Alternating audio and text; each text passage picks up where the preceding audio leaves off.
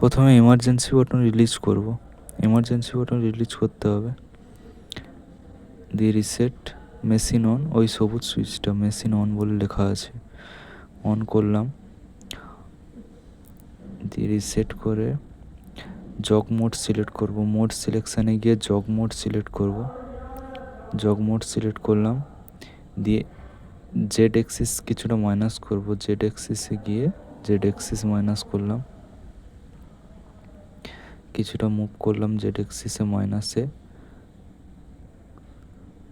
X axis, এক্সে গিয়ে x axis কিছুটা মাইনাস করব।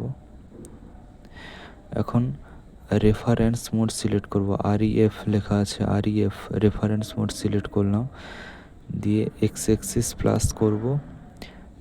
এক্স এক্সিস রেফারেন্স হচ্ছে, এক্স এক্সিস রেফারেন্স কমপ্লিট। এবং জেড এক্সিস প্লাস করব, জেড এক্সিস রেফারেন্স হচ্ছে,